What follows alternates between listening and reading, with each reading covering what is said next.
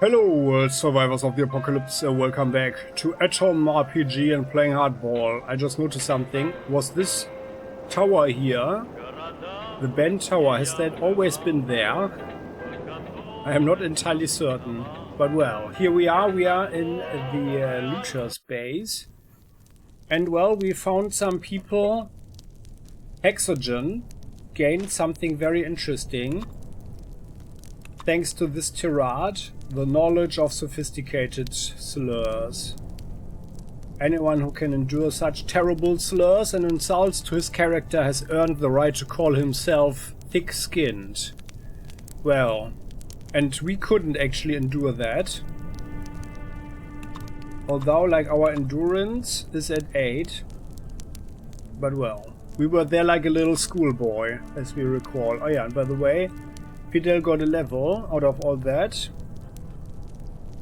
And how about we increase your melee weapons? Your rifles are fine.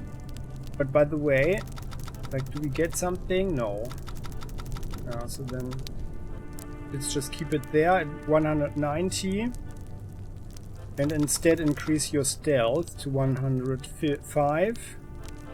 And maybe actually let's put the melee to 165 and then the stealth to 106. So like that.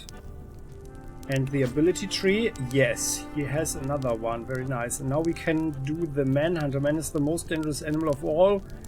Double damage to human opponents on a critical aimed shot. I think that should be a nice one. Well, humans are most of the time the nastiest predators of all anyway. I have no idea how much the, like, fighting in darkness, I mean, we are often in darkness, how much that actually is, and how much Fidel would actually profit from that, but I feel like on crits, like, what's his crit chance? Just 5. Because his luck is also not super high. Oh well, yeah, that's one of the reasons. Well, no, then let's have rather the cat's eye. And that also goes for the melee, of course, so I guess that's actually better, especially here in the dark tunnel, so let's do that. Cat's eyes, very good. We've got the 2, Julba, our good doggy. And Alexander, oh, can also increase something I didn't notice last level. Besides jab, every piece of armor has a chink in it somewhere, plus 50% chance to ignore armor in close quarters. I feel that he's already rather effective.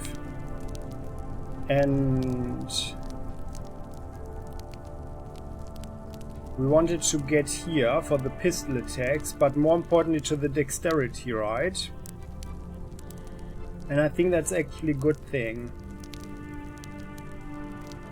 And it's, yeah, the survivability. I think he's actually doing pretty well, especially with the equipment that we have. And the bare fist, that's not interesting for us because we like to use stuff. That's why we made it. So let's have this one here. Both using pistols or SMGs, I mean, that's relatively irrelevant. But well, on the other hand, Alexander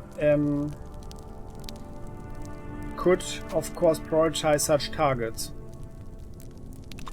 So, okay. And by the way, we also learned something, like the special Chinese style. I don't know if that's really Chinese style, but well, in the world of AtomRPG, it is Chinese style, you know, to hold your pistol. I would actually rather call it the ghetto style or something. Yeah, the gangster ghetto style or something. But well, and we got this Mauser. So Fidel, no. Hexogen, yes, he can carry it. Oh yeah, those go to Alexander. Well, and then it's a good old Mauser pistol. First World War. Alright. Then we are not overburdened anymore. Alright. So, things are looking okay. And, well, we talked with everybody except for the gentleman who will do the tattoo thing. So let's do this. We already saw that. So this old grey hair is digging through a cloth bag full of fountain pens, ink bottles and syringes. You're here for the stick and poke tournament, or to get yourself a shiny new tattoo from the Ink Master Denisich. Ink Master Denisich in the flesh, amazing. I read a lot about you. No, I read a lot about you back when I first fell in love with the art of the tattoo, even in pre-war publications. Glad to hear I'm so popular. Well, if you've got the cash, I might just leave you with an eternal memento of my work. Ah, no, sorry, but I decided not to get any tattoos. They are too strongly associated with the criminal lifestyle in our culture. I don't want people to think I'm some bandit. Maybe in another life I will be covered head to toe in ink, but sadly not in this one. I can actually respect that.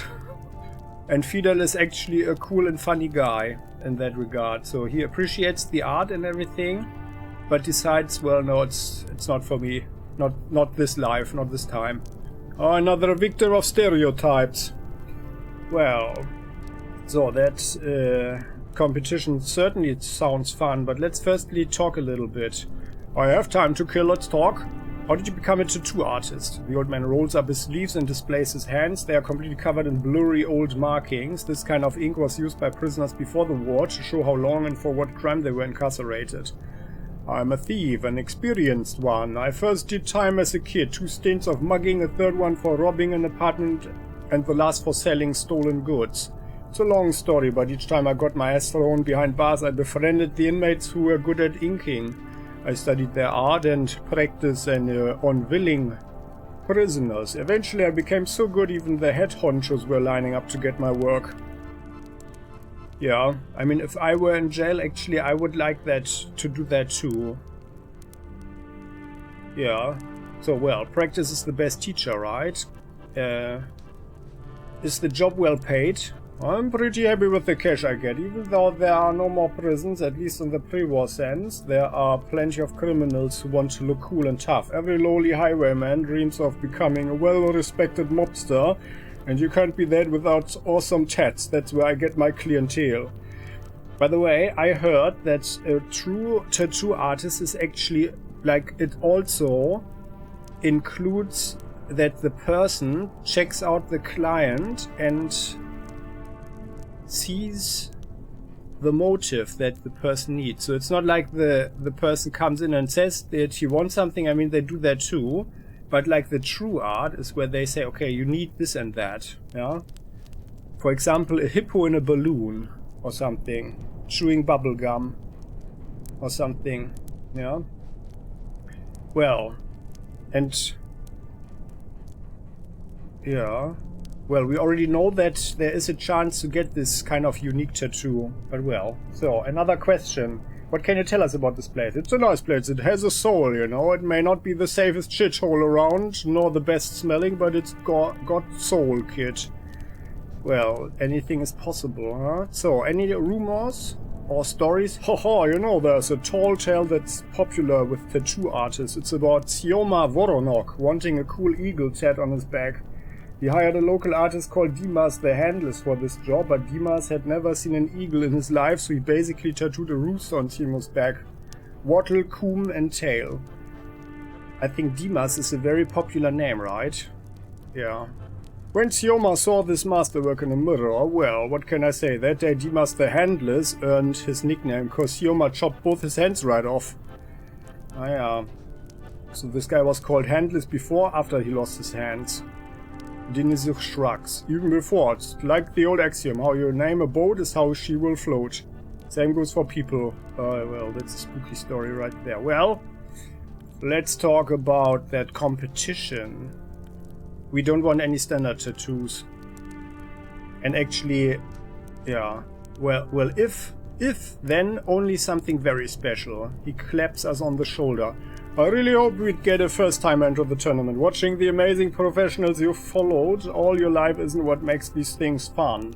Anywho, here's the deal. Each contestant will be given a volunteer to act as a canvas for the tattoo. The creator of the most purdy tat will get a fat stack of cash or a unique tattoo from me personally. You in?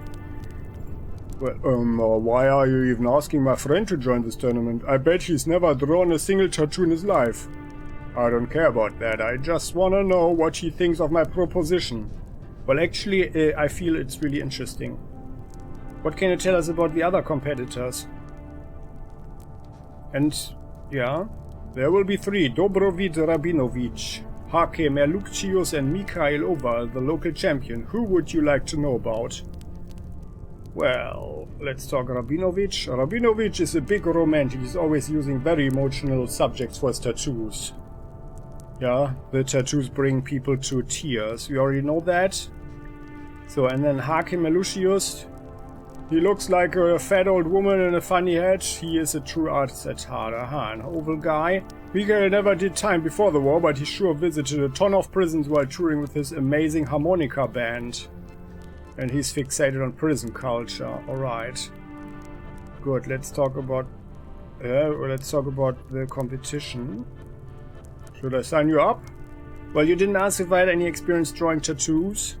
The old man shrugs. Who the hell cares? It's actually better if you don't have any experience. I've been at a ton of gigs like this and the best energies were always a shitty line drawing that made everyone piss their pants laughing. Well, we are ready for the tattoo tournament then. The man claps his hands loudly. Nice! However, agreeing to participate is only part of the deal. You'll also have to wait for the other masters to join us for the tournament. Let me tell you, no living man has any idea of when that's gonna happen. And then suddenly they show up. What a coincidence, isn't it? Coincidences over coincidences. Oh, speak of the devil, there they all are. Go with them and I'll fetch the models. Let's prepare for the tournament. Crowd gathering for the spectacle leaves us slightly worried. After all, is dueling on the walls of Bang as a child really that different from permanently marking up a buff and probably violent man who wasn't warned about our complete lack of experience? Well, possibly. Our contestants today are all here. The Battle of the Incas begins. The crowd falls deadly silent and focuses intently on the contestants. So, I'm not reading everything again. Just watch the other episode, the last one. Or like the second last one actually, because the last one we did the special thing with the 3-breasted prostitute, right? So let's inspect the model's body. He's got a thick sculpted chest and arms, so let's take the chest. And then the rock hard chest of our model. So let's take this pretty church with golden crosses on top. Because it's attention and so on. We quickly sketch out a brick church on our model's body. It's an impressive start, but we are not ready to apply any ink yet. Looking good so far. We nod as we turn back to our stalker. Yeah, so the weeping angel and some fancy church bells. Actually, that works pretty well there, in my opinion, indeed. With the tip of our yellowish tongue. I don't know why we have a yellowish tongue now. But maybe we... Well, I mean, we are in the Dead City, right? So we've been polluted numerous times. Give him hell, my sweet summer child. I really like Hexogen. And what he always says. Pig boy. That was so funny. Dirty, dirty pig boy. So, well... Thy kingdom come, thy will be done on earth as it is in heaven. That's the line that we are... writing down. Oh wow, what a line! And then we dip our needle into the ink mixture and get to work. How do we actually know what the mixture is? But well, time moves slowly and then one of the guys comes up. Yeah, and he's spitting in our... on our sketch. Ule, Pupele, I be so clumsy. Pukele, do forgive me. Well... I think we could actually, let's sucker punch the bastard when nobody's looking. I think that's good. So there. Happily not all of the drawing was washed away by Hake Merlukcius' stinking snot, but the dirty cheater's already preparing a follow-up sneeze at our work. We quickly grab up the rag we are using to sponge away our model's blood and hold it out to Melucius as if to offer him a handkerchief. But instead we punch the evil Hake square in the nose with the rag, hiding our clenched fist from the audience. The fat man falls to his knees, blood rushing from his mashed-in face. There you go. There's a low murmur from the crowd at this occurrence, but nobody spotted our stealth punch. I'd like to know how that is done, like such a stealth punch. But I guess it's super quick or something. They all believe we gave our rival a hanky, after which he fell for some reason, or perhaps staged a fall to make us look bad. Melucius himself is too shocked and scared to speak up. Yeah, what did he expect, right? I think that's actually... That's a very appropriate reaction under these circumstances and in this location here. So then, half an hour passes and our work is finally ready. Everything would have turned out much better if Melucius hadn't interfered. The soul-crushing thought of losing to this cheater won't leave us alone. Maybe we ourselves should cheat? Indeed. So let's sabotage Dobrovit. Wait for a moment when the crowd's attention is fixed on another contestant and then quietly spit into Rabinovit's coal and ink mixture. Time is kicking at our heels, and then the shot is still echoing in our ears, and then it is done. Hours of hard work have passed, and what do we have as a result? From Mikhail Oval, an amazing Nazi wolf chomping on a militiaman in a prison cell with "Long live the thieves" written in blood on the wall. The wolf is not a Nazi, he's anti-communist. Well, let's applaud politely. Let's see here. Strangely enough, Hake Melucius was only able to create a rough outline and a puddle of blood on the floor. Clean up after the show, okay, Hake? Yeah, what? Yes, okay. Whatever that language is, we are shaking our fists in Hake's direction. A surprisingly awful job from Comrade Rabinovich. What's up, Dobrovit? Did you forget how to mix ink? For shame, your tattoo is dripping. Oh no, how did that happen? Yeah, let's pity the fool. Poor guy. How could that even happen, right? Even before reviewing the tattoo itself, I really must compliment the kid on his choice of canvas. It's an ideal spot. Neither the scarred gut nor the hunched back attracted the kid or anyone else, I imagine. Instead, he picked the ripped chest. That decision alone put this contestant on the road to victory. Next, I'll look at the church you drew. Oh my, flawless! Such depth, so much detail. This kid has talent. You hear me, guys?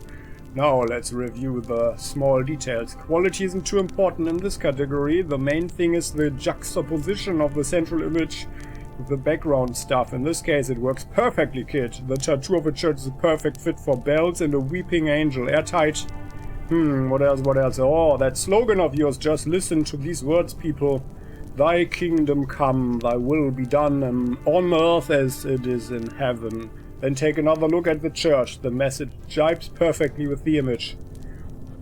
Yeah, so let's silently await the verdict. I'll be honest, asking you to join the competition, I never imagined you'd be this talented. Actually, I was hoping you would be terrible and give the crowd something to laugh about for weeks to come. But your perfect ink job has completely blown me away. What can I say that is not better said by the golden poetry that will forever mark the skin of your lucky model? Thy kingdom come, thy will be done on earth as it is in heaven. Indeed, there's nothing else to say but, thy kingdom come, thy will be done on earth as it is in heaven. Here's your prize, kid. 3,000 rubles. Good money, right? Or would you prefer an elite, one-of-a-kind tattoo instead? Angel wings. Yeah, you heard me right. Awesome angel wings spreading across your shoulder blades. So that's the thing. Money is coming. I want something unique for my reward. Ink me up, old man. Because angel wings is actually quite fitting for us, I think. I really think so. Angel wings, so that's good. The old tattoo artist points to a chair and advises us to remove our garments. The winner has made his choice. Long live the winner. Long live the new master of ink. Prepare to receive your reward. The old man begins working his magic. Thousands of times the needle pricks our skin almost painlessly to generate our mysterious new tattoo. When the work is done, the tattoo master sets up 2 facing mirrors to allow us to see our own back. We observe the pretty angel wings with mixed feelings. I so said, Vlad, go take a walk, champ. You'll quickly notice that these wings will actually make you feel lighter. Yeah, I mean it, because I'm that good.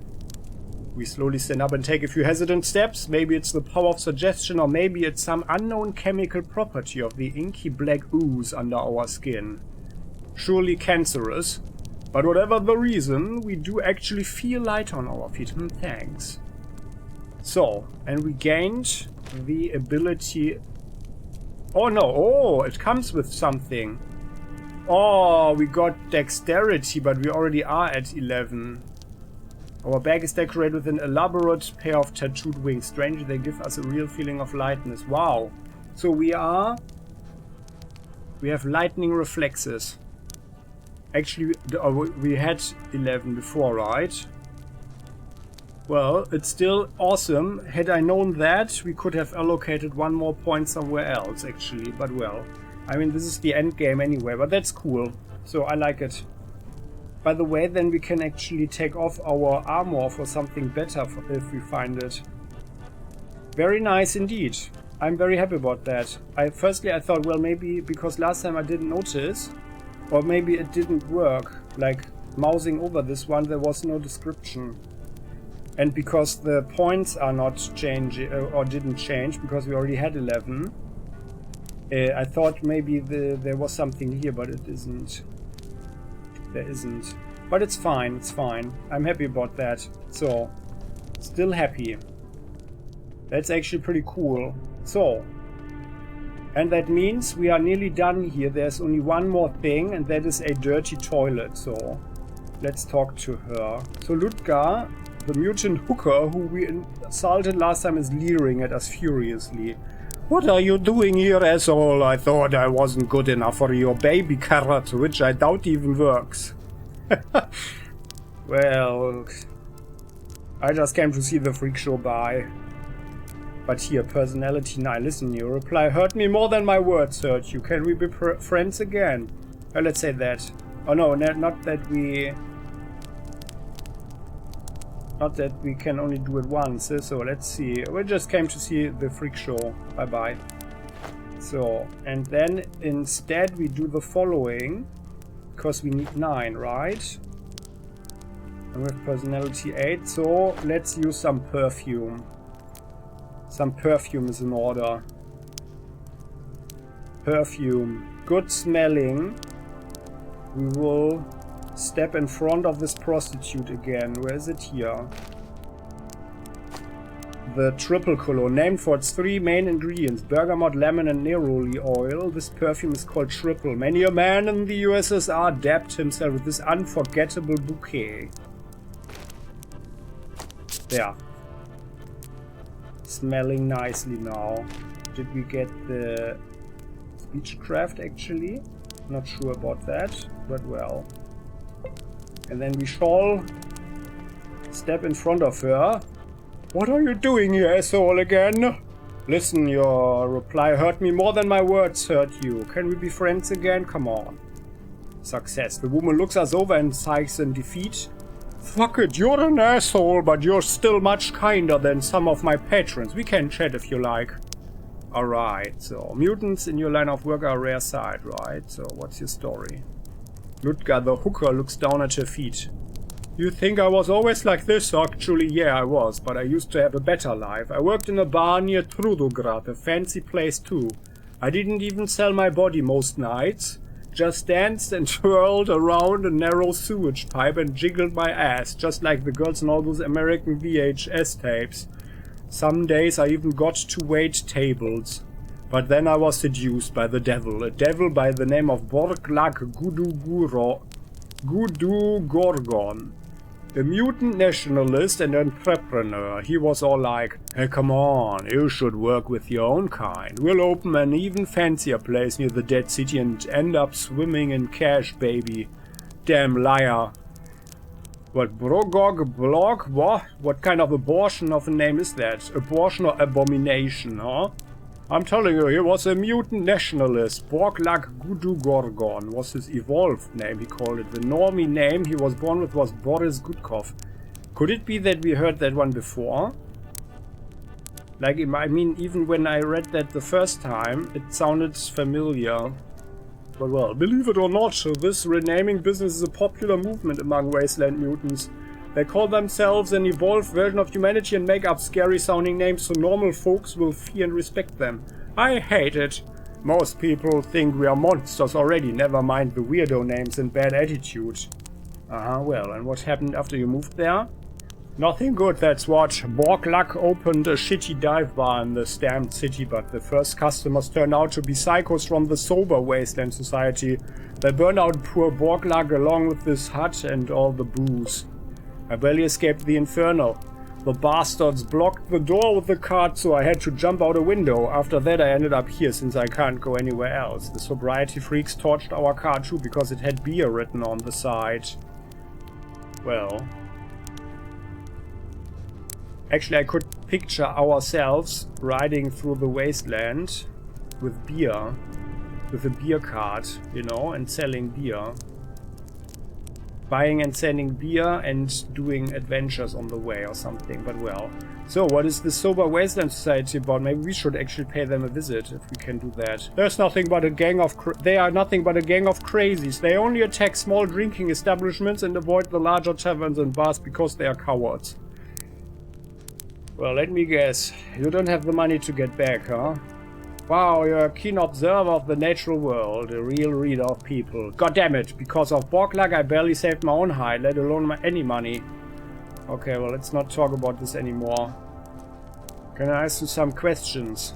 Well, what is it? Your nickname is 1.5, why is that? The woman jiggles her 3 breasts in our direction. Because I have boobs enough for 1.5 women, cause there's 3 of them. Do you get it yet? But I'm pretty normal in all other respects. Promise? Got it. Also, there was the Star Trek movie, right? There were also alien women with several breasts, but well. So that's, you know, that's a good bosom, I would argue. And well, how's the clientele around here? Awful, that's how, after the first moment of shock and delight, they avoid me. One time is enough just so they can say they tried the gimmick. Then it's back to sex with the normies. I'm barely scraping by. Well, I'm glad you haven't sunk into Black Depression yet. Good luck with that survival thing you're going on. Well, how's life around here otherwise? Not as good as it was in Trudograd, that's for sure. Still, I've got a bed and a roof over my head, so it's not a total bummer. Hold on tight, your fortunes might change one day. Got any good rumors to share?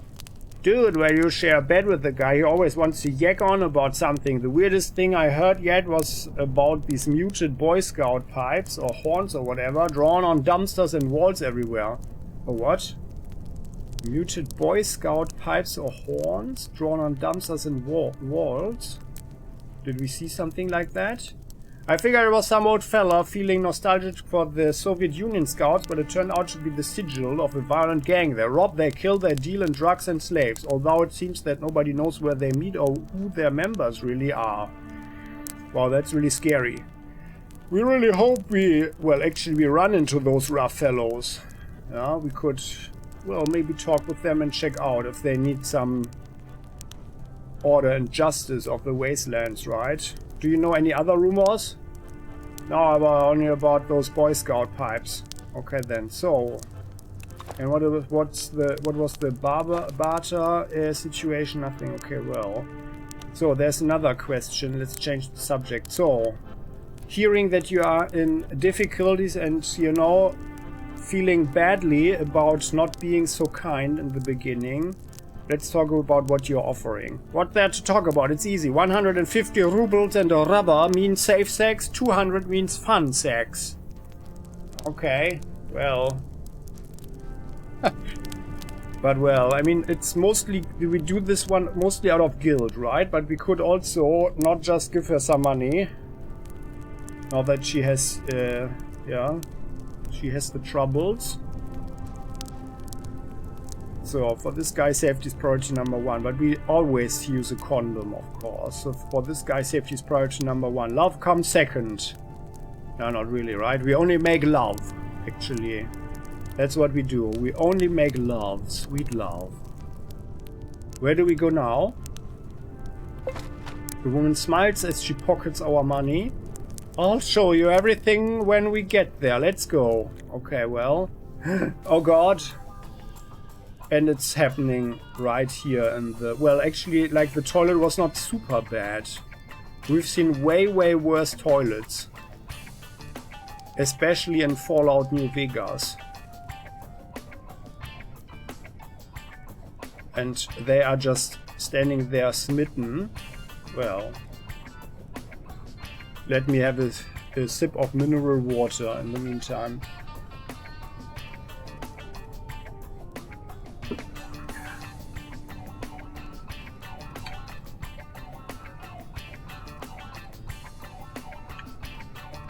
Like that? Oh my!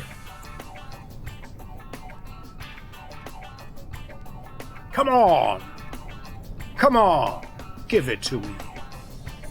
Mmm. Wow.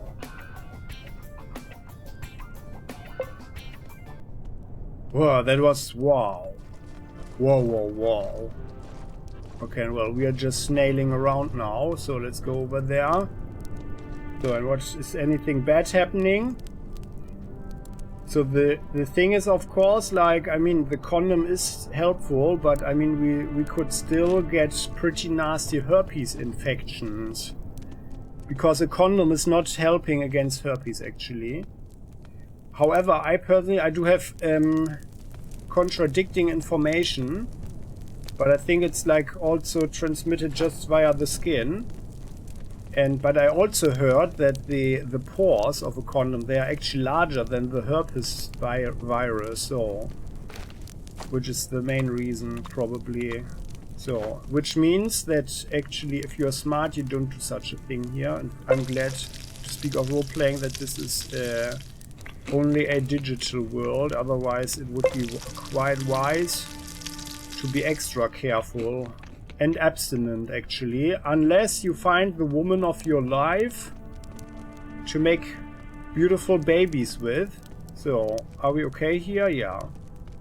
So I guess we should go over there, right? Yeah, let's click on this one. So they said there were horns. That's actually pretty cool. Nice sound. And let me just check here. So there's Lenin. And are there any horns or something? This is all... Oh, what happened? Oh, did I click on the green? Suddenly we are met by the detective, whom Kurtz, the unofficial leader of the stalkers, asked to solve the case of the woodpecker murders. The man looks tense, if not scared. There you are! I'm glad I did not have to spend too much time looking for you. Let's get closer to business. What happened? Jerky is dead. Remember, he was the one who found the previous victim, and now he is dead. The clues all show it was the woodpecker. Uh-huh. Is it here? What? Well, damn it. Where was the corpse at? On the old department store. Seems like poor dumb Jerky wanted to take a walk around the city, but that was just where the woodpecker was waiting for him, and we all told him that walking alone was a bad idea. Uh-huh. When did the murder happen? Not too long ago, maybe just a few hours. Uh-huh. Are there any suspects? The detective looks away. Just like always, all we got are assumptions. Care to share those assumptions with us? I believe that our woodpecker has a helping hand. I know everyone thinks that I am at fault for sitting at this case for so long. But let me tell you, nobody ever avoided me for so long and left so little clues unless he was working with a partner. Well, that doesn't make things easier, actually. Well, there could be partners, or the woodpecker might have information about the investigation. Are you the woodpecker?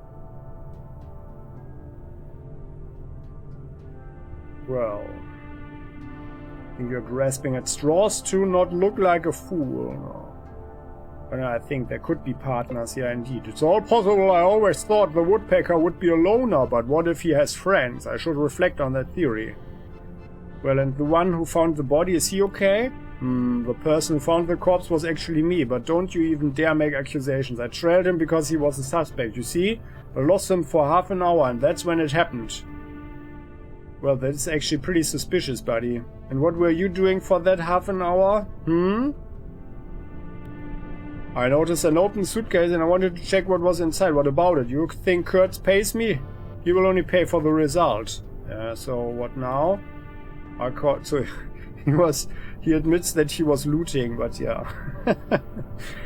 That's actually, I mean, I find that believable, so. I called the boys and we dragged the corpse back to the metro station. I believe that I saw everything noteworthy that was on the scene of the crime, but I might have missed something. I want you to take a walk around the old department store. Maybe you would find something I missed. That's doubtful, but I will try at least. Well, and what did you find at the scene?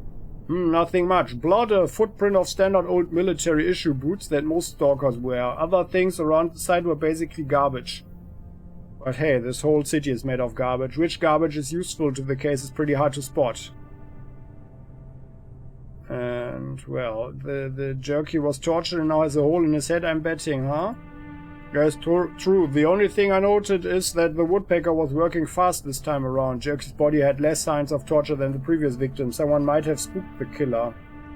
And what are you planning to do now? The detective shrugs. I will ponder on the details in the morgue. Maybe I will get to the conclusion somehow. Okay, well, we'll see.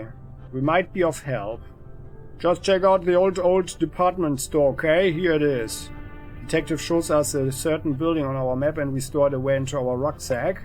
/ backpack. Good luck, I'll go inspect the corpse again. Okay, yeah. So,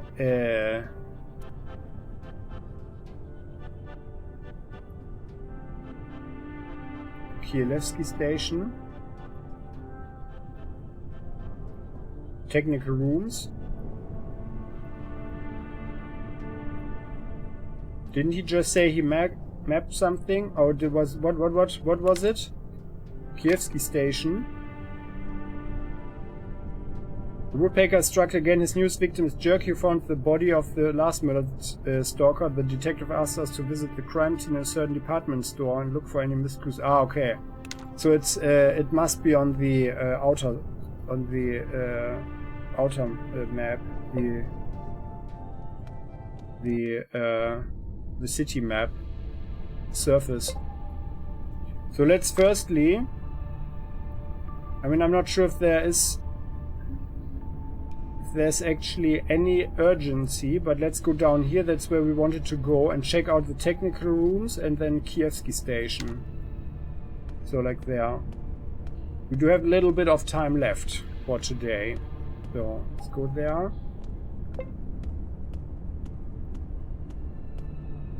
What's that? No. Okay, it's fine. Because then we could also... Oh, what's that? If we found a terrible pack of rats. Now let's try to escape. The terrible pack of rats. We don't need any meat. And we can leave them for the next stalkers. Ah, yeah, so and here... Oh, yeah, this is also a dead end. Okay. But not here. Okay. So in this Kielewski Station, that might be a location where we can actually get outside again. But let's firstly... Oh, what? A gang of bandits wants to take our stuff? Well, we are defending ourselves.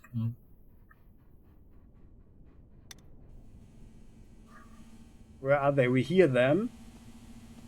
One is coming. We look around the corner. Oh, it's a whole gang of them.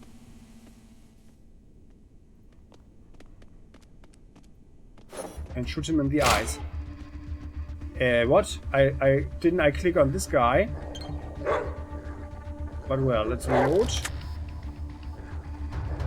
And we can go one here. And well, this guy only has an axe. Yeah, well, then let's go here. And actually, Alexander, you can actually switch your weapon because now you have this other ability.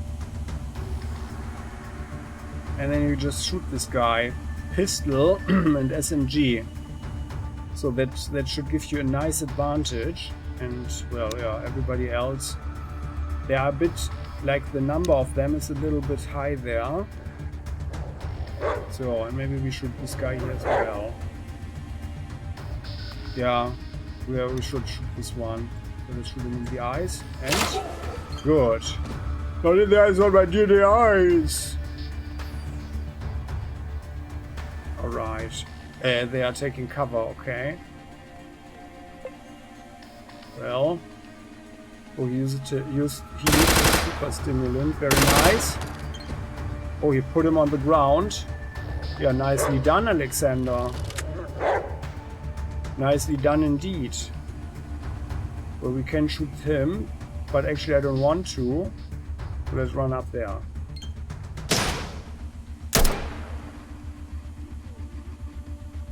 There, that guy. Good, bad. Oh. Yeah, that was efficient. That was rather efficient there. So let's run forward. For an aimed shot at this guy. Yeah, the others should be able to kill off this guy. Shooting him in the eyes. Good. Well, not excellent, but well. Let's go here. Julbar coming forward. Good. Shot in the head.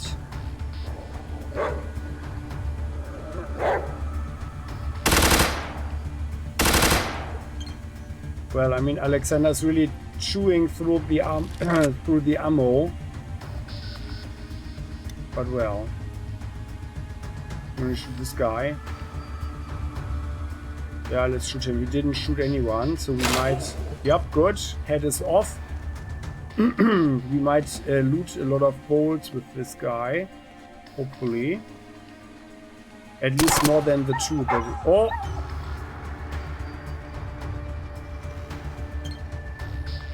Well,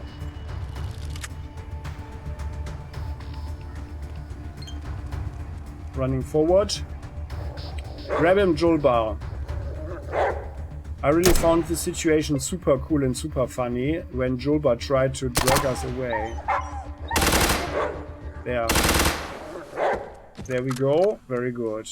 Very good indeed. So let's look what they have in their pockets. Oh, he's got throwing knives. Okay, Alexander, you can take those because that's a really good deal. Oh yeah, and you also take the plastic bottle so we can make bolts, and otherwise we just leave everything else behind. Ah yeah, some ammo for Alexander. One shot here. 5 shots of that. Some rubles for us. Oh yeah, well, let's take the red O. And the scrap for Alexander, the cables for him as well. And we eat the beetroot. And this guy. More ammo. Oh yeah, regular stimulant, so hexogen you get some. More ammo. Red O.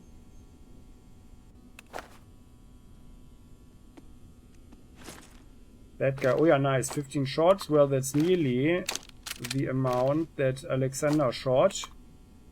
Now, I think he always shot like 5, right? Yeah. Now, let's take the coffee. There. Let's eat more beetroot. Exogen, you can take that, and well, we could actually eat some Mama Yaga. And then there, so this guy was the cook. This gang's cook, huh? Oh nice, some more stimulant. Super stim even. Alexander can take that. This goes to Fidel. Oh, he didn't. Oh well, only 1 metal bolt. Well, that's less than ideal. Ah yeah, but we should have some more .30. Oh yeah, well, 1 bolt. Alexander. More ammo for Alexander, that's good. Yeah, no, I think we are even now. Yeah. No, yeah, well, more or less. Exogen gets that. And then we are done here. So they don't have anything of particular value. Maybe we take this empty tin here. Yeah. And then we go there. What's here? What do we have here? Oh, some more bolts. That's good. Oh! 25 shots of the special armor piercing ammunition. Now that's something nice. More red O. And let's take this can of meat with us. Someone had their little stash here, huh? Oh, Hexogen can't carry anymore. Alexander, you take that. And this. Oh well, and we have condensed milk, so let's eat this. Drinking. This goes to Alexander. The empty bottle also. And then this one. Special shot. Let's eat more of this. Have the empty bottle there. And let's take the aprophenum. So. And can we make some more bolts? Where are they? There. Oh yeah, nice. So, upper left. Good. Alright. Alexander gets this. And there. And we're at 115.5. So that's good. That's good. 23 shots. That's good. Very good. Nice. Good. We refilled our bolts nicely enough. So let's get out of here. And we are just making way to the to this location. And that's my plan is not this one here, but the technical rooms. And then I hope we are finding the person, this missing guy. Or the red hair. No, the other one, I think, right? It was at the stalker base. Oh no, was it? No, it was the red one. Yeah, the red hair. Well, and then we see. However, what happens here? At this base, there's a person. We'll see in the next episode. Oh, and it's got his dog. Very nice. But that we will see in the next episode. Thanks for watching, guys. Julba, do you sniff another dog? Well, let's see what happens there. But, well, we have to wait a little bit to experience that. Thanks for watching. I hope you liked this one. If you did, just a teeny tiny little bit, please do click the like button. You know, that's very nice and supportive. And if you haven't done so yet, please do subscribe to the channel so you never ever miss an episode again. For that purpose, it's also very helpful if you hit the bell button. If you click on subscribe, and then there's this little menu, so you get a notification. YouTube likes that as well. And yeah, if you have any thoughts you wish to share, please do so in the comment section. You're always welcome, you know. And we'll continue next time. Thanks for watching. See you then. Bye-bye.